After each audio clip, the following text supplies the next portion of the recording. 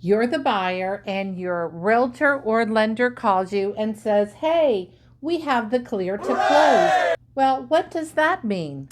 Well, we're going to tell you. Welcome back to our channel. I'm Catherine Larkin. And I'm Tom Stack, And together we are the TomKat Team. If you tuned in last week's video, you saw that we talked all about clear to close, but clear to close from a seller's point of view. This time we're going to talk to you about clear to close from whose point of view, Tom? The buyer's point of view, because the buyer is the one who this really affects in terms of things to do. First thing is, this is happy time for the buyer because it's saying that the bank is satisfied with all the requests they've made of you for information about this, that, or the other thing, and you've given them everything. It also means that the appraisal has been taken care of, that the homeowner's insurance has either been paid for, which you should during hurricane season, or at least you know what homeowner's insurance company you're going to go with. So all of those details are already figured out for you, the buyer. Now, once you get a clear to close, your lender will review with you all of the numbers. The numbers are what? Basically money that you will need to bring to closing. It's called PITI, principal, interest, taxes, and insurance. If you're paying cash, you don't need to worry about any of this stuff because your proof of funds is sufficient to establish the fact that you can actually buy the property. Make sure, please, that when you are a cash buyer and you're making an offer and you're working with your realtor, make sure you have your proof of funds, okay? Please. Catherine, when a buyer gets a clear to close, what are some of the next steps that they have to accomplish in order to move on? Those are very good questions. That is a very That is a very Very good good question, question. Tom, and I am going to review. Okay. One of the very first important things you need to do is that you need to understand that clear to close almost always guarantees that the property is going to close. Please know that most likely your lender will run a credit check on you right before closing and may verify employment. So don't go quitting your job and don't go buy a fancy car or furnish your home until the property is closed and you own it. So be very aware of that.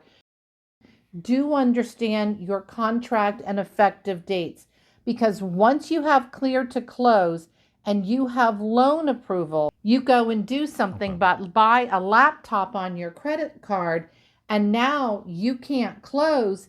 There is a possibility that you could lose your escrow check. So please be very careful until you close on your home. And this may sound kind of crazy, but however, we lost a deal because the buyer did just that. He went ahead and purchased actually it was a desktop just before Christmas, and that was enough to screw up his ratios, meaning the amount of money that he has available to make payments and the amount he has to make payments on, and that screwed up the loan and that screwed up the deal. And he did not get that townhome. Uh-oh! The lending company is going to go ahead and prepare what's called a TRID, which is a truth in lending document. What that means is you are now given a couple days to look this over and make sure you understand the terms and what you're locking yourself into for the next 30 years.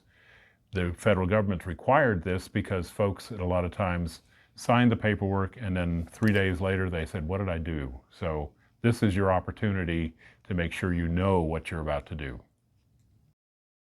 After you get your clear to close and before closing, you want to make sure that you contact the utility companies. You want to make sure that everything gets turned on your name day of closing. Before we go to closing, you're going to do a walkthrough. It is so important that you truly do an effective walkthrough before you go to closing. Tom, can you explain what a walkthrough is, please? In Florida, it's simply an opportunity for you to make sure that everything as the day of closing is the same as it was when you went into contract. For a vacant house, that's probably not a lot that has to worried about, but if a property's been lived in and you walk through and there's a towel rack on the floor that was in the right place to begin with. That's the kind of stuff that you're looking for. Turn all the appliances on, make sure they work, make sure the lights still work, and just generally that everything is the way it was when you signed the contract. It is very important that when Tom and I take you to do a walkthrough, you walk through and you check all of the appliances. But it's very important that you take care of this. I cannot tell you how many times I go to do a walkthrough with the buyer and I'm saying, please go flush the toilets, turn on the washing machine, the dishwasher, open and close the windows. I know you're excited to take a look at your new home. I'm excited for you, but you need to make sure that all of the mechanical items are working. They should be working in the condition of when you went into contract and also the home inspection. Also at the walkthrough or before the walkthrough, if you had asked for any repairs, you want to make sure that you have received receipts and that you know the repairs are done. And Tom, do they have to bring anything to closing? Yes, they do. They What? need to bring their driver's license and proof of ID. The other thing that can happen is, and there have been instances of this occurring, the other realtor and I or Catherine are the only people in the closing room because the buyer's out of town and the seller's out of town. In these markets these days, closings can be done remotely. Now, for some of the individuals, that doesn't mean just you're by yourself. They will use what's called a traveling notary. It'll come to your home, wherever you happen to be, up in the mountains in North Carolina or wherever, and the paperwork will be signed and then it'll be overnighted to the title company. Florida is a title company state, meaning that the handling of the cash and the actual documents is done by a title company. Some states are real estate attorney states where the closing is handled by a real estate attorney and the money and everything else is handled that way. In Florida, you can get a real estate attorney if you are concerned about things, but it's not required that you have one.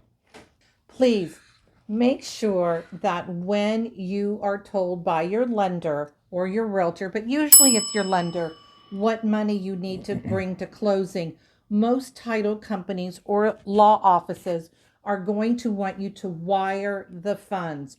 Please make sure you speak specifically to your bank and to the closing officer and get the instructions for wiring from them. Do not open any bogus emails asking you to transfer your money someplace else. Fraud is very prevalent in the wiring, so please be careful, right, Tom? We know of a realtor who had a buyer who lost $200,000 in a wire fraud scheme. That's all right. It's a scheme, not a scream, but it is a scheme. You end up screaming. Please, you have to be careful. What you need to do when you get instructions, there's a 9-digit number that is the key to making sure the money goes to the right place. Call whoever sent you the email or gave you the instructions to confirm with them that that is the set of numbers that you need to use.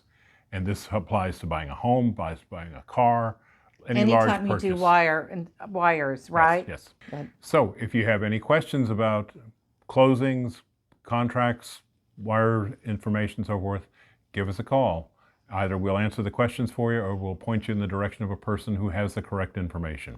Now, if you're a seller and you kind of want to know what the seller responsibilities are, then take a look at this video. You might find it interesting. I'm Catherine Larkin. And I'm still Tom Steck. And together we are the TomKat Team. Please be sure to give us a thumbs up and hit the subscribe button. Tom and I, we sell paradise in Pinellas. To have a sneak peek of all of our new listings and for any real estate updates in between our YouTube videos, please follow us on our social media sites.